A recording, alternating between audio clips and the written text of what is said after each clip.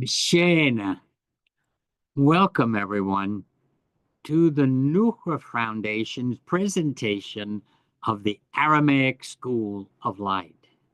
I'm going to open with the Lord's Prayer in his own language, Lishana Aramaya. Shall we pray?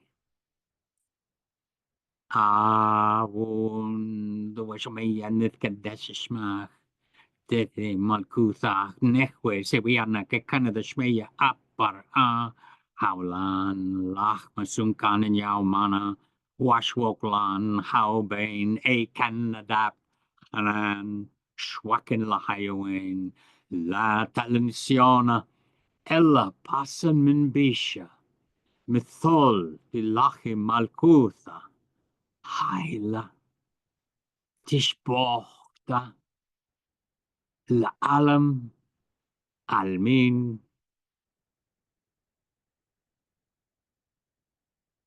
Amen. As I promised you last week that I would give you a list of names and books, I just picked a few. I have too many, but I tried to pick the ones that would be uh, good reading for you, which didn't get too heavy into the technical terms and things.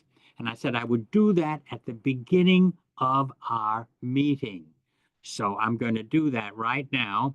And I'll go slowly. I'll show the book, and then I'll give you the name and the spelling of it and some other things. Okay. The one that I really recommend very, very highly, and I even mentioned it last week, but I couldn't remember the full title. All I can remember was the peaks beyond. That's all I can remember, but I forgot the first part of the title.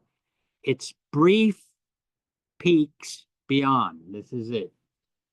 Brief Peaks Beyond. And it goes into so many wonderful subjects, and the reading is very, very good. There's only one thing that you have to be very careful about, and that is to make sure if you get this one, and you can get it on Amazon or at most any bookstore. If you do, be sure you must read the introduction and what they call 2.1 or first it's 2.0, which is only one paragraph, and then 2.1, because 2.1 gives you the keys. So when you read everything else he's got here, because let me tell you what it says: Brief Peaks Beyond, critical essays on metaphysics, neuroscience, free will, skepticism, and culture. And who wrote it? Bernardo Kastrup. He lives in the Netherlands. Bernardo Kastrup. There's the name up here. Bernardo Kastrup. And he has a slight accent, but you'll understand him. He speaks very clearly and pronounces everything in English. He's very, very good.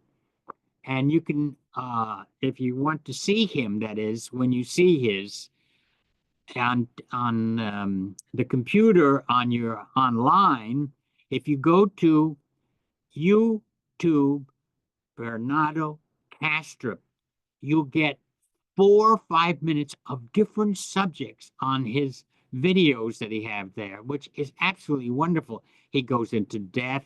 He goes into so many things about culture, about news, about that, because this is what this book does. But the reason why I emphasize for you to go to 2.0s, he just doesn't call them chapters. He just put 2.0, which we would say would be the second chapter. And 2.1 is that he explains there in a very condensed form. And that's what you have to get first before you read everything else, where he talks about God, where he talks about all these other different subjects. You have to understand 2.1. And why? Because the book before this one, which I read first before I even got this one, so it was easy for me to read, and I thought, oh, his condensation of that entire book. And what was that book? Materialism. Why materialism is baloney. Why physicality is baloney. Why what we call materialism or physicality, physicalness, why is it baloney?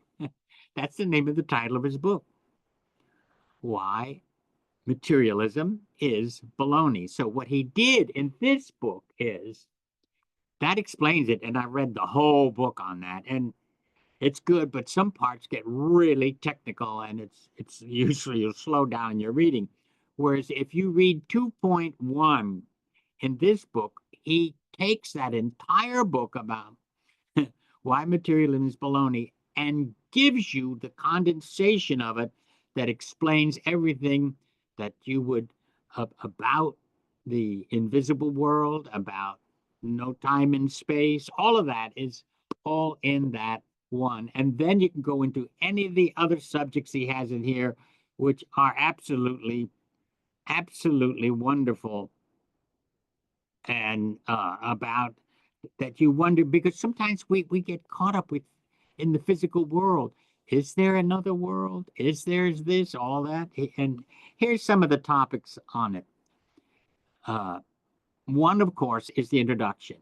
2 is on metaphysics and cosmology. 2.1 is a more harmonious, logical, non-materialist worldview. That's what I was getting at before you start reading everything else. And then he goes into people who argue against that, to say, no, everything is physical, and the consciousness comes from the physical, from the brain, from material. In other words, the material produce a consciousness. It doesn't do that. But I mean, how can it? How can it? It can't. Okay. Then finding truth within the dream, implications of common sense, the actual difference between living beings and inanimate objects, finding God, and quantum physics, and consciousness, neuroscience, the incredible trick of disappearing consciousness. And it's written very clearly.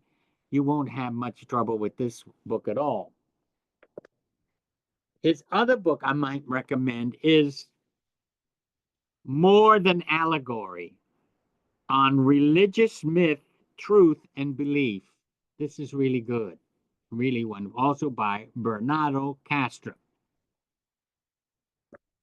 And this one is wonderful. Dr. Andrew Silverman, A Burst of Conscious Light.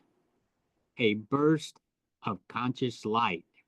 This is the light that I was mentioning about last week, last Wednesday night, when God said, let light be. And light happened, or light was. And this is Dr. Andrew Silverman, A Burst of Conscious Light.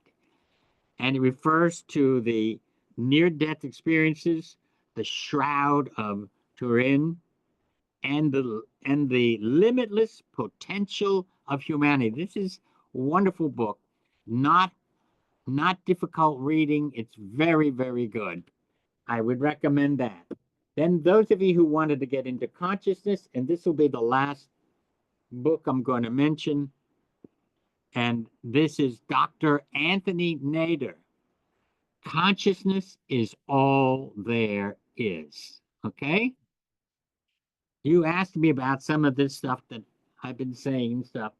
Now, of course, I have a lot more on consciousness, but they're very technical.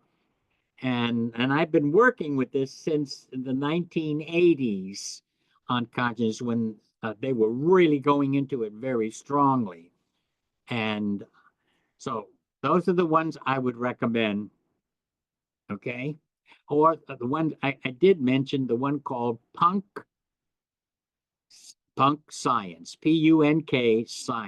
and that was you can get that on Amazon also. I think it's in paperback. That goes way back to 2004, but they still have it. It's available now because the interest all of a sudden in this is growing, and you can understand scripture, and you don't feel trapped in physicality and materialism uh, when you begin to see and understand, and you understand more about the biblical when you read the biblical. It's not doesn't sound so fantastic.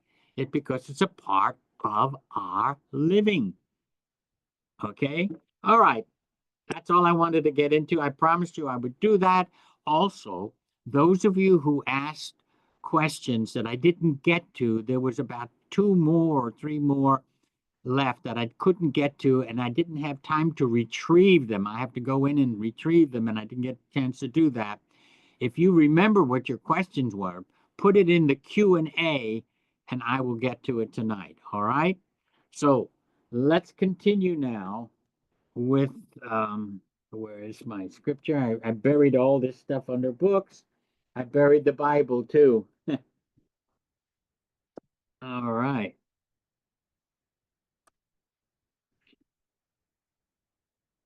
Well, so what did I do with the Bible? Hmm.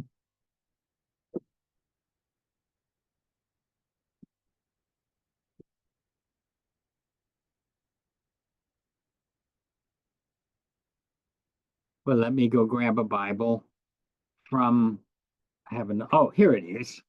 Put it down here. Okay. So let's start now in Genesis, and I did verse 2. I'm not going to teach all the verses because it's not necessary. Unless there's a little difference where I can make something clearer for you, I will do that when we're doing Genesis here. So we did the third up to the third verse, 1, 2, and 3. Just remember that the important verse is verse 1. And God created the heavens and the earth, Lamsa says, in the very beginning, or I say at the very beginning. And I explained all those words in the last two classes we did. So, and then also last week I did and the earth was without form, and I went into all of that and some of the gods. And then I did, and God said, let light be. Literally, that's what it says in Aramaic. Let light be. Nehwe nuhra.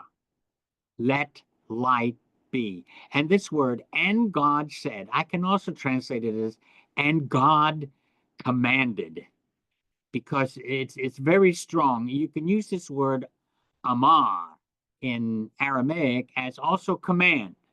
So God, you can say, and God commanded. Now, I need to point out something different here, that if you're reading all other ancient writings on creation, it always gives you the history of the gods, where they came from, what their name is, and all of that. But if you notice, in this first, what we call the first chapter, which didn't have chapters, then this was an independent scroll, and the scribes and priests were the ones responsible for this, and they were spiritual, and they were bringing a whole new light on creation. This kind of creation story, which most people who are strictly into physicality, they don't even count this one because they don't believe in stuff like this. So I can understand that because they're into physicality and materialism. All right. And the word God itself is self-existent. This something and is beyond space and time. In other words, beyond it. It is beyond it. And some physicists say, there's nothing to transcend. Oh, yes, there is transcendent. And what we find when it says God, God said, God called, God made, God, and God, this all the way through this first chapter, It's just saying a deity.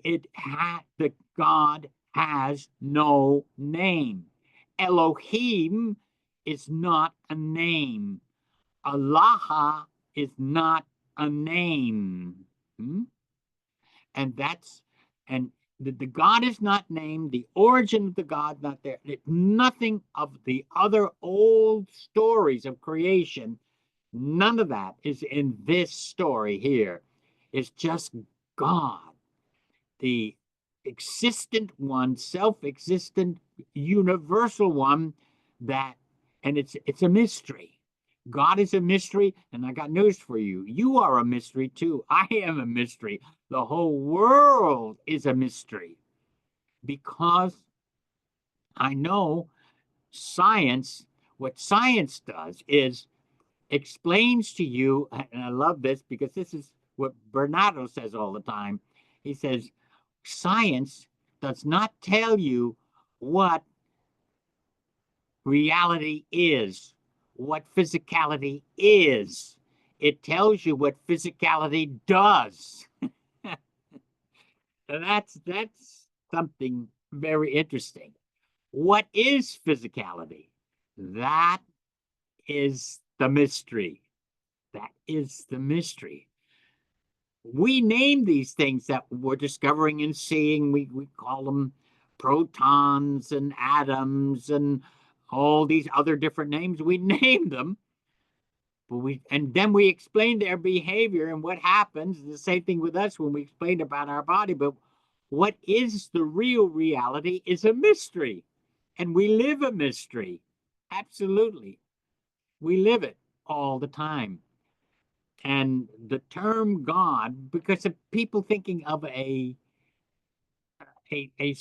supernatural human being, and God is not a supernatural human being. Hmm? Because then you're dealing with physicality. We're something, and we are a part of that, which we're going to get into hopefully tonight. All right. So when God said, "Let there be light," okay, you realize we have light in the morning, and the sun is not up yet. We do. We call it dawn, where things get light. Because the sun is going to be rising. So light, but light here also means enlightenment. And this is what I got into last week. So let's go on where it says in verse 4, and God saw the light.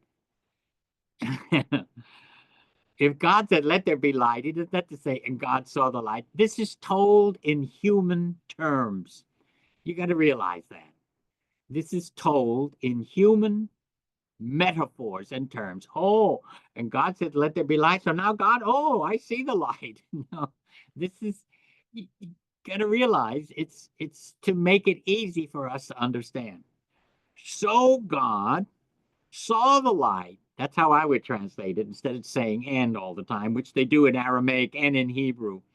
So God saw the light, that it was good. Now, the word for good in Aramaic is tahwa, something really good. In Hebrew, tov, and tov. And so, but when you're reading the Aramaic text, I don't have it here in front of me, but I know the words. Instead of the word tahwa, good, like tov, it uses the word shapira. Shapira. And shapira means beautiful. And God saw that the light was beautiful. Huh? All right. So shapira also means good, but good in the sense of beauty. It overwhelms you when you see this goodness. And God is nothing but goodness. You see, you got to realize that. That's what God is. God is goodness. So light has got to be good, got to be beautiful. So the word there in Aramaic is that word Shapira, which means to be beautiful. Okay. But it tov can also mean that too, even in Hebrew. All right. So whereas tahwa strictly means good. All right, and that's not the word that's used there in Aramaic. And and God saw that the light was beautiful.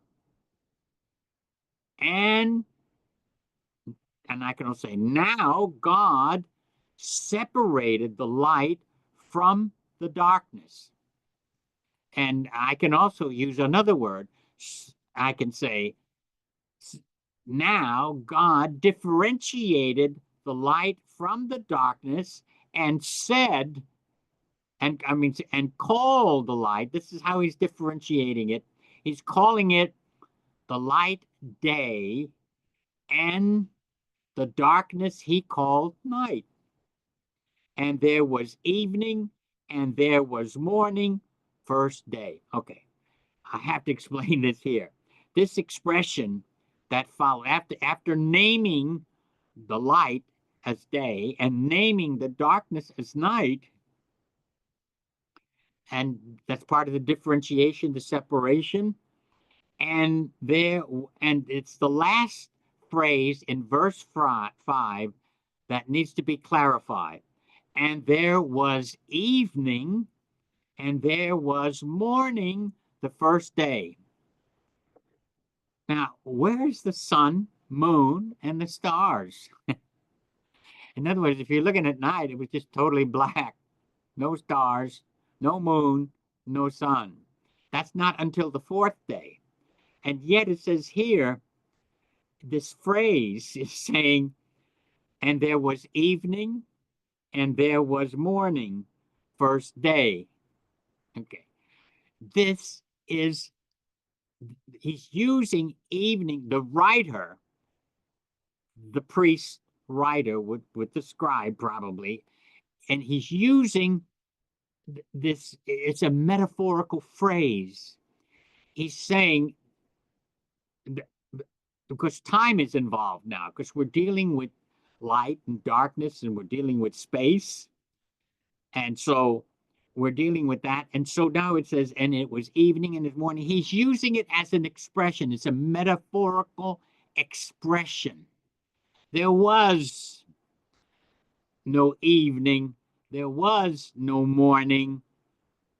It's used metaphorically to describe a segment of time. And we don't know how long it was, how long it took.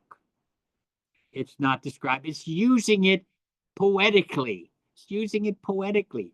And it was evening and it was morning, day one or first day. Because he's setting this up. He's setting up creation along with the week. But you cannot take it literally. When I wrote my book, Mysteries of Creation, I said, you have to understand when you're reading the first chapter of Genesis, you've got to realize it is not a literal description, not literal. It is a literary depiction. You get it? I let it rhyme. It's a literary depiction of creation and not a literal description. Got it? Not a literal description. And people read it too literally.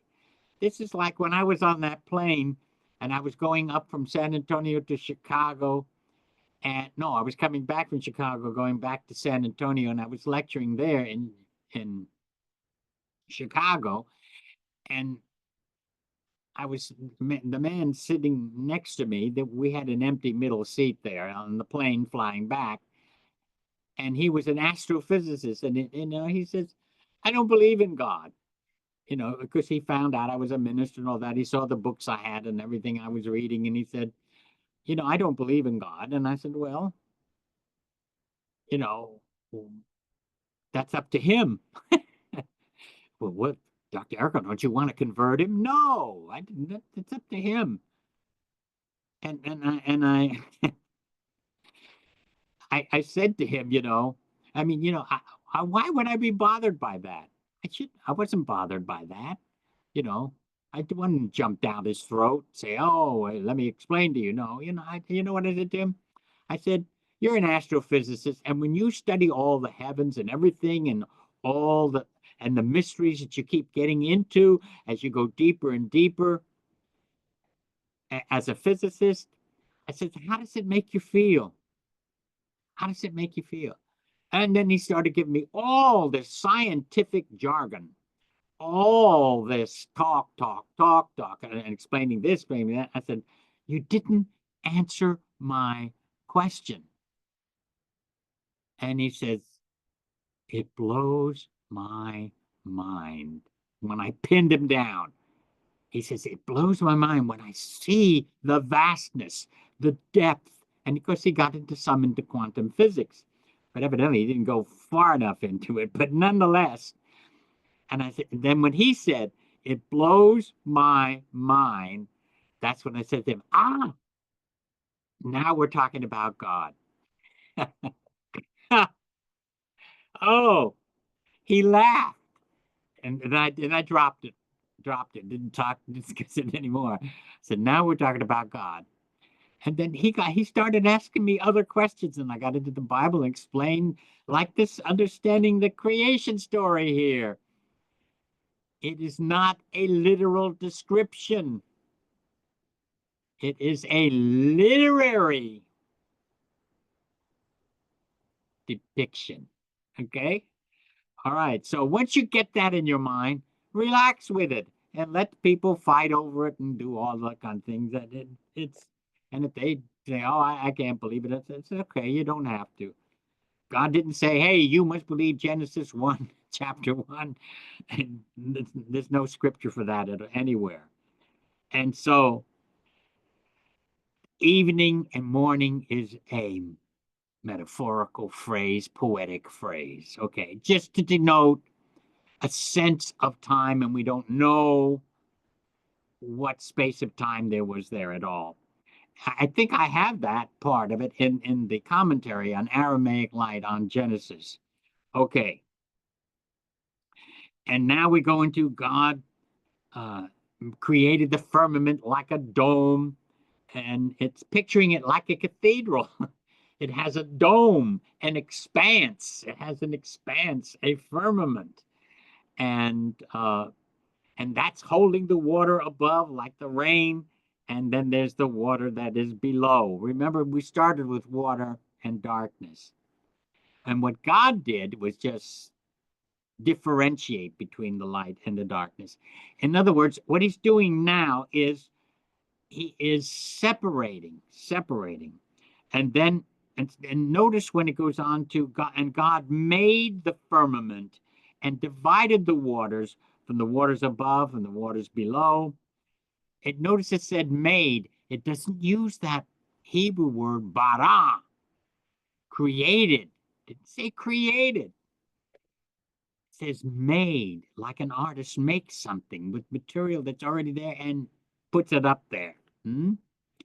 So it uses the word made. You don't come across that word ba, bra in Aramaic and bara in Hebrew, not until we get to humankind and beings. That's the difference. That's the difference. And then God called the dry land earth. We don't need to go into that. Notice he called the dry land earth, not, he didn't call the water and the land the globe. You have to watch that. The word haaretz is Hebrew for earth. In Aramaic, it's ar'an. It's derived from the same roots, ar'an and haaretz. It's derived from that same root, Semitic root, which means land. Land. So that when the land was, when the earth was flooded, it didn't mean the entire globe, the whole round globe of the world was flooded. When you read that with Noah, it's the word ara, which means region, area, landmass, not the entire globe. And everyone still teaches it and reads it, and scientists are trying to prove the Bible is right. Yes, the whole globe was for. Yes, at one time it was nothing but water, and the mass was buried in it. That's what we read in the second verse in this Genesis story. But when it comes to Noah and the ark he built and the flood, no sweet water mixed with the salt water. No, did not. So it wasn't a total global at one time. And all the animals of the entire globe got into that ark. Come on. Yet people still believe that and carry on with it. So he called the dry land Ara, earth, or Haaretz. That's the Hebrew. All right. So then it talks about the herbs and the seed and the power in it. In other words, it has its own power to reproduce itself. This is how God works. And the earth brought forth vegetation and the herb. And we go into day 3, then we go, and it was evening and it was morning, third day. Okay. Verse 14. Then God said, let there be lights in the firmament of the sky, and let them be for signs and for seasons. In other words, we can work with time with. In other words, this is how time is beginning to develop, for seasons, for days and years. So you see, what they're doing is using, when they wrote this, there were already days and times and sun and moon, and everything was already there when this was written. No one was there to see God doing any of this. They're just showing you that God was responsible for it, okay? And he is the creator of it. That's all this was supposed to do. But they're using terminology that was present then to express something very deep that's too hard to express. So it expressed it in simple 6 days.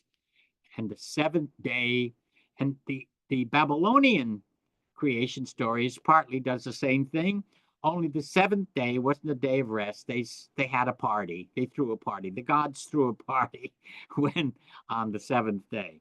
And they made man to be their servants and to work for them, but they were too noisy, and that's why they wanted to send the flood and drown them out. Oh, that's if you were reading those other stories, Atrahasis and all of those other stories there, what the gods were doing and in the ancient Mesopotamian world. That's why this was a complete reversal of anything of creation coming from ancient Mesopotamia. And I showed you that map last week. So think that in that area. And then God made 2 great lights, and the greater light to rule the day, and the smaller light to rule the night. Notice the writers call it light, not sun. And because the sun was a god. So they said great light. In other words, it just was a light. There's no God in it, no gods in it, no goddess in the moon. And this is but it really was, the first moon god was a male god according to the mythology. And so it's just a light, a great light, the big light. That's what it was. And then there was the lesser light, which was the moon. That's why it uses that language there instead of saying what we say, sun and moon. And after that now, and then it was evening, and there was morning, the 4th day. And God said, let the waters bring forth swarms of living creatures, and let the fowl, I like the winged creatures of the sky is the way I translate that, the winged creatures of the sky. We used Old English there. And God blessed them, saying, be fruitful, and multiply and fill the waters in the seas, and let the fowl multiply on the land. And there was evening and there was morning, day 5, or the 5th day. Now, here we come to the real essence and meaning. This is so powerful. We're coming close to it now. We're getting to different kinds of living creatures. Then God said, let the earth bring forth. Notice what he said. Let the earth bring forth living creatures after their kind, cattle and creeping things or crawling things and beasts, land beasts. It says beasts of the earth. I translated land beasts, land animals. You can also say land beast or land animals. Either way, the word, the technical word there in Aramaic and in Hebrew is beast, but we can say land animals. Make it very clear. Land animals and their kind, and it was so. Now this expression, and it was so, is wah wah, wah wah, wah wah hakana is how we say that in Aramaic. Wah wah hakana. I can translate it. And so, and it so happened. That's how I translated it. So when he said, let the land beast appear and let them produce of their own kind and all that, and it so happened. And it was so is okay too, but I like it. And it so happened because that wah wah can also mean not only was, but happened. And that's in the imperfect tense. I mean the perfect tense, which means it's past tense, and it so happened. Hakana and it is so, and it so happened. I love it the way it's written. It's beautiful the way this is so written. Makes you feel good. That God says it, and then it's done. He commands it. He says it. The verbal creation power of mind. The verbal creation power of mind. And then the hands do different things. But here he says, let the earth bring forth. He's calling the earth bringing forth the animals and everything. Okay. Then, and God made the beasts of the earth, land beasts and their kind and their cattle and their kind and everything that creeps or crawls on the earth after its kind. And God saw that it was beautiful, beautiful. It sees everything is beautifully good, so good. And I like the last verse where it says, and God, after he finished everything, and God saw everything that he had made, and behold, it was exceedingly beautiful. Very good there means exceedingly beautiful or good. And there was evening and was morning the 6th day. That tells you right then and there that God had completed everything on the 6th day. And on the 7th day, said he rested. But it tells you here, all complete. That's in verse 31. But let's go on now. We're getting to the real essence. To me, verse 1, and God made the heavens and the earth at the very beginning. And verse 3 about light, that's the beginning. That's what we need first. So you need light. And then verses 20, then the animals and everything else that have to do with nature. And that's another thing. Everything is nature in itself. They're not gods or goddesses. Whereas in the ancient world, they were gods and goddesses. And the gods and goddesses were a part of nature. It's not, no, this is nature is the creative acts of God. Okay, now here is what's important. Verses 26 and 27. Then God said, let us make humankind. I translated, Dr. Lambs has still kept it man. Okay. In Hebrew, the word there is Adam. Adam. In Aramaic, it doesn't use the word Adam. It uses the word Nasha. Nasha. And instead of Adam. In other places where it uses it, it says Adam. But here, they didn't follow the Hebrew. They used the word Nasha. And Nasha means something that breathes, that has breath, that has breath. This is what it's saying, that has breath.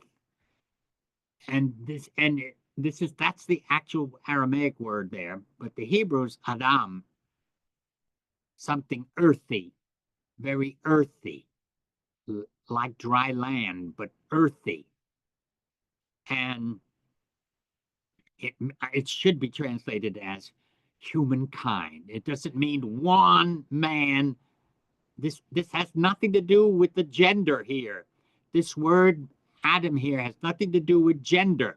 It has to do with humankind. Humankind, okay? Got it? And that's how I translated.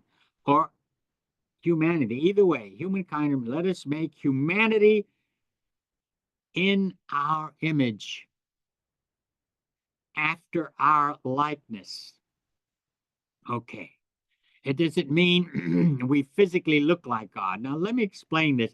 I know you can go into detail. I have read the Hebrew and got into Hebrew, and they go into tremendous detail explaining why God said our image, our likeness. Why did he even want to put humanity in his image and in his likeness?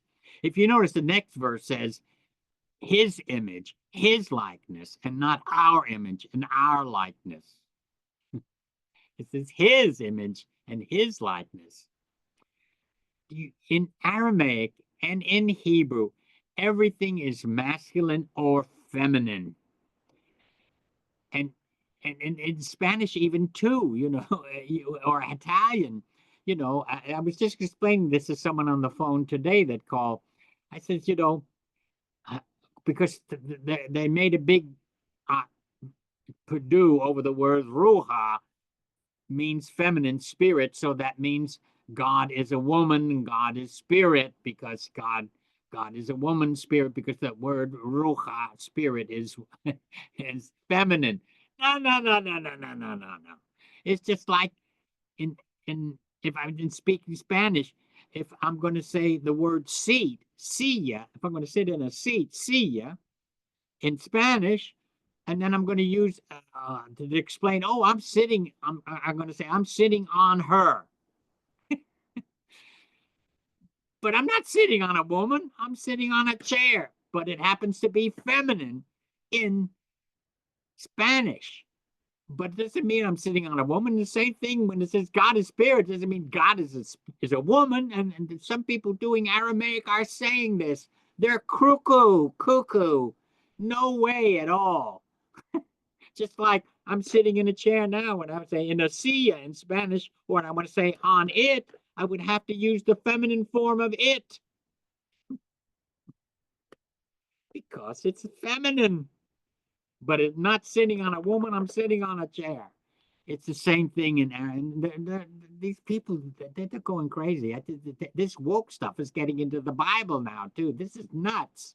Okay, so let's go on here.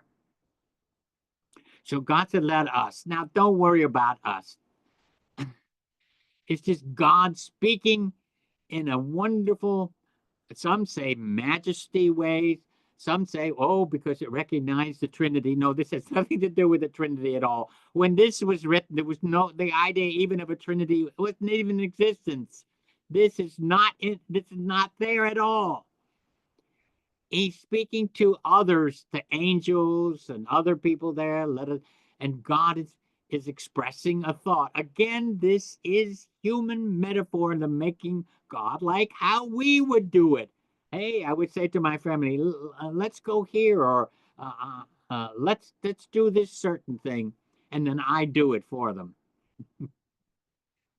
Because it says then when God does create humankind, it's in the singular form, he created, not all the other ones around there. Okay.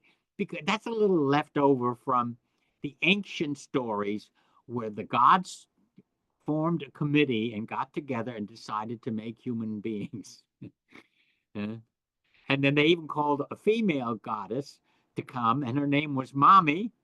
And they called Mommy, and they said to Mommy, I want you to, we want to make a human being. And since you're Mommy, I want you to create human beings.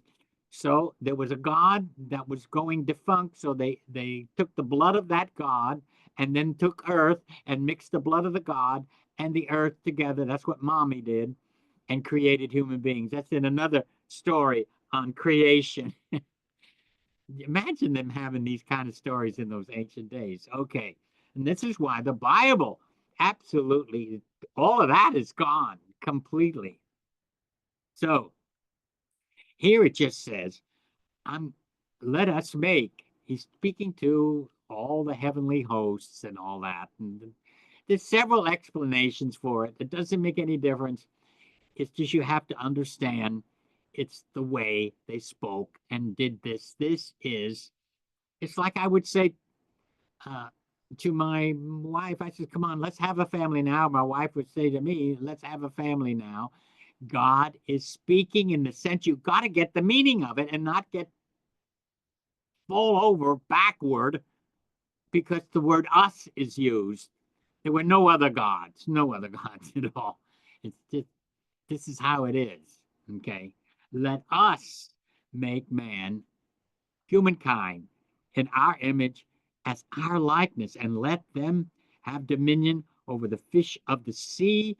Look who says, how could it be singular? Let them. And it's that way in the Aramaic and in the Hebrew. Let them have dominion over the fish of the sea and over. If it was one male by the name of Adam, how could it say let them? So that's why I translated as humanity or humankind. Let us make humankind. Now the them fits. Got it? Let them have, but if you just say man, because our word man in the Old English would include humanity. It means all humanity, but it needs to be said. It needs to be done. And if you're reading the Hebrew, it just says Adam. You're going to think of the man Adam. No. You've got to think of human beings. And let them have dominion over the fowl of the air, over the winged creatures of the sky, is what I say, and over the cattle, and over the wild land beasts, and over every creeping thing that creeps on the earth. Now, in other words, the thought is said, let us. In other words, I'm going to do it. Now, God's going to do it. Verse 27, and this is important. So, God, look at the word that's used, not made, not let the earth produce man, none of that stuff. So, God created. It's that word, bara. It's that root word, bra, in Hebrew and Aramaic. It's created. Created humankind. Not one man, Adam. Because in Hebrew, you'd see the word Adam, and in Aramaic, it also says that too. It doesn't say Nasha anymore. It says Adam. Not one man. It's again meaning humanity. So let us make humanity. So God created humanity in his own image and the image of God. Well, what is this? What's going on here? Next week, next Wednesday, I will go into a deep work, a deep dive into verse 27 and 28. and we'll get to the roots of it and why image and likeness, what is it? And what I didn't explain to you is why they even used image and likeness, okay? But it has this a double meaning here, and that's what I will get into next week because I want to get to your questions tonight because I've got two right here. So let me get to them. Put this up. Let me get to the two that were sent in. This one's I'm concerned. This is from, and I won't say who it is. Subject question for Rocco Errico regarding the Sanhedrin 59a. Hello, Robbie. I am concerned about this argument that people are sending me and videos where they are saying Gentiles who study the Torah should be stoned or killed. Well, I never heard of that in my life, and I'm going to explain that in a minute. Can you explain to me what is happening with this interpretation and how I can clear up this argument? You're not going to clear it up because it sounds to me that they are sectarian. If anyone says that I dare you read and study, and you should be stoned to death if you do the Torah, that's not Jesus. Jesus brought the Torah to everyone. Then, well, of course, Jesus was crucified, but not by the Jewish people, but by the Romans. And I don't want to go into the explanation of Jesus' death, but you're not going to stop this. They're too sectarian. When you're sectarian, we do, and even Christianity is sectarian. Unless you believe in Jesus, you're going to go to hell. And God can hardly wait to throw you in there for not believing in his son. No. This is made up by our silly minds. Silly minds that don't understand God, don't understand Jesus, and don't understand the Torah. No. And I have on my bookshelf here, roll from the floor to the ceiling, I have all Jewish scholars and all their works that they have done, and they work together with Christian scholars on the Torah. Oh, I guess all those Jewish scholars now also need to, because they allowed all these all these other Christians and Gentiles to study the Torah with them and work with the Torah with them, and then give their ideas of the Torah on that with all these Jewish scholars. And like I've said, I'm going from the floor to the ceiling.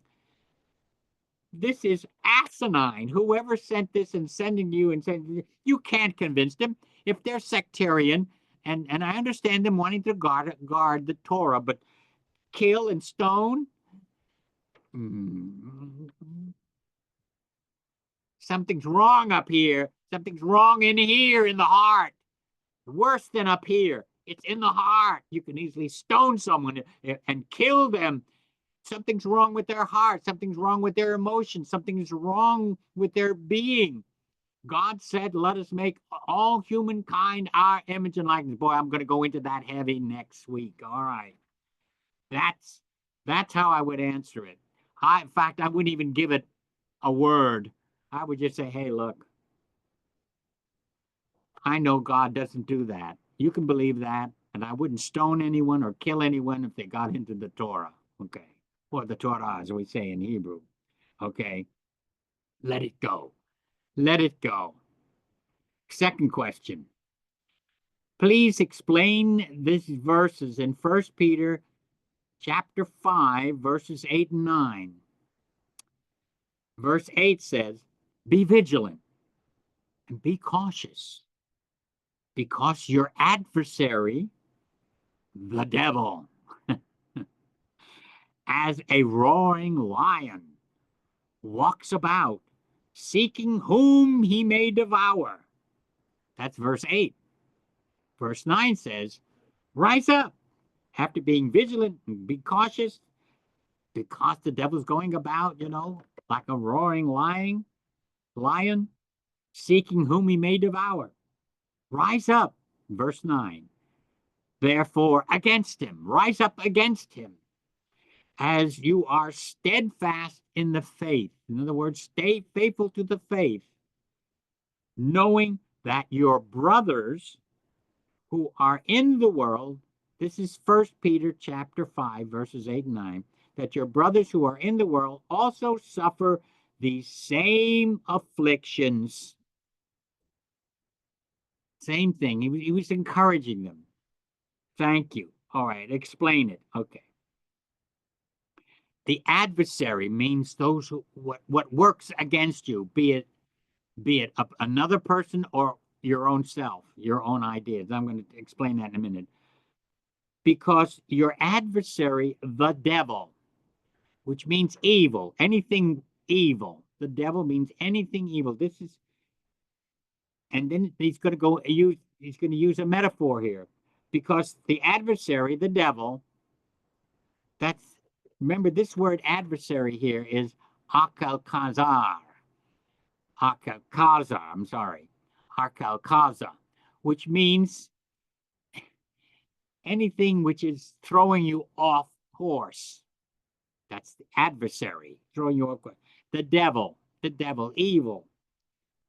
Because this, we're facing it in ourselves and in others, because as a roaring lion, what is a roaring lion? Walks about seeking whom he may devour. This is the pure metaphor.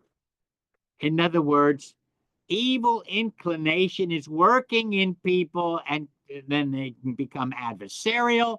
They can create all kinds of problems. And in your own inclinations to do wrong, be vigilant, be, to do wrong. That's what evil means, is to do wrong. So, but it's using metaphorical speech here. You don't take it literally. Peter, in his letter, this is First Peter, in his letter, is using a metaphor here. And the adversary, the devil, means anything evil, anything that is opposing you, or something that may come from yourself, your own evil inclination, or the evil inclination in other people who become your adversary. He said, just be vigilant, be cautious, stick with your faith. Stick with your faith, with love, with peace, with joy, with understanding. Don't get caught up with the roaring lion. And don't let that roaring lion in your own heart take over. Got it? That's the meaning of these verses.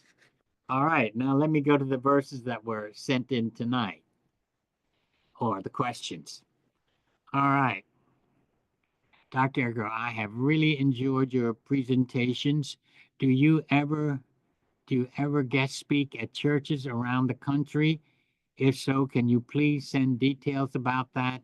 Thank you so much. Well, I used to do when I used to do it all the time. I've done it for years. My poor family suffered because I was gone a lot on weekends and all kinds of things. I really had to make time for them. I've lectured all over the United States in various churches, and even in fundamental churches. They have invited me. When I was in New Mexico, I used to go down to Albuquerque and speak at a fundamental church, and my secretary was with me too. And when I went there because I was living in Santa Fe at the time, but I've lectured all over in an Episcopal church and all kinds of churches all the time. So I haven't done it lately because of the traveling was all cut out and all of that. And it depends on where you are. I've kind of slowed down in going to churches. I can do it if it's locally, or if it's in the next state, but it depends. It depends on what it is. All right. All right. Next question. And God said, because I'm going to be 89 this year, and I've kind of slowed down a little bit. Okay. And God said, let us make man in our image and likeness. Why the us? I explained that. You have to go back and hear this. You can hear this again. Go on YouTube, or you can contact Lynn and she'll send you a copy of our session tonight. I explained it. It can mean many different things. He's talking to the angels there. as some of them suggest. Or it could be the plural of majesty. It can be all kinds of expressions. But it's just the creative, because God, Elohim, is all power. Hmm. Don't worry about. That's why I said don't worry about the term us. Don't worry about it at all. It's just an expression of speech, and it's used all the time. When he went down to see about Sodom and Gomorrah, he says, "Let us go down." I mean, not Sodom and Gomorrah. Let us go down and see what man is doing. This is in the 6th chapter of Genesis, and what they're doing. And God didn't like what they. Let us go down. God doesn't come down. God is not. He's not up there. But they're using human terms of speech to represent something that is majestic, that is transcendent, that is above all, and using whom God comes down and sees this, and God says, "Let us." It can be plural of majesty, plural of all kinds of things. So don't be concerned about it. And different scholars say different things, so you have a choice of what you want on that. But when God did the creation, he did it himself. That's why I said you got to read the next verse. After verse 26, you got to go to 27. So God created. No one else was participating with him in that creation. So if he's saying, let us, you and me and everyone else over here, let us do it. No, no, no, no. They didn't do it. It was only God that did it. Okay? If you're going to take it literally, the word us literal. Okay. Punk Science by that's the author. Long ago. But it's all science, let me tell you. The ones I mentioned tonight gets into a lot of spiritual stuff, which is wonderful. All right. Matthew 26:53, Jesus says, "Do you think I cannot call on my Father, and he will at once put at my disposal more than 12 legions of angels?" Yes. Is this an application? Yes, it is. It is. But what Jesus is saying, look, I have God is protecting me. God is a part of me. My Father would at once.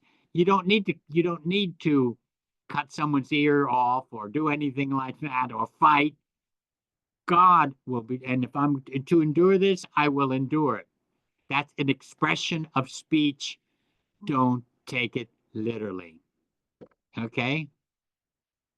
Yes, it's a metaphorical.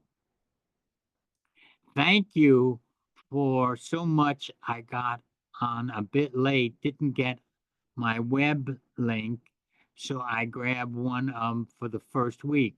What did I miss the first 5 minutes? And I got all the names of the books. I believe. So glad you had those. Okay, then you didn't miss anything. If you got those, you're fine. All right. Why did God create life first? Notice what he said. He didn't say, and God created light. He says, and God commanded, let light be. It means the light of his own being. Hmm? If you go back last week, I go into that. It's the light of his own, it's enlightenment. You have to have light in order to work. You have to have light in order to do certain things. You have to have, can you do it? What can you do in the dark? You light a match or light a candle or get a flashlight. You need light. That's why light is first. It's prime. Light is prime. And all other mysteries, darkness is prime. But here, light is prime. Hmm? In this Genesis story. Okay? That's why light came first or is first. And again, it's a story. It's putting things in days, in time. Hmm? Okay? Again, don't take it literally. I think I got all the questions. I don't see any more, and I answered this. So, again, thank you. It's been a wonderful evening. I love you. I bless you. Have a wonderful rest of the week, And I'll see you next Wednesday. And I'm taking this, I think it's the last Wednesday in of this month is next Wednesday. And then that's, and then the, on the second week, oh, by the way, the second week, second Saturday, I'm sorry, not week, the second Saturday, I'm teaching on returning to the lost gospel. And that will be on the 8th of February on a Saturday from 1 to 2. And I'll mention that again next week. So don't forget that. And you have a wonderful rest of the week. And we appreciate you sending in your offerings. Remember, we are 501c3, so you can use it on your, to deduct it in your income tax when you, as a deduction, because we are 501c3 to the Noohra Foundation, Noohra. And you keep us going, and we appreciate all of this so much. Bless you and thank you. And I will see you next week.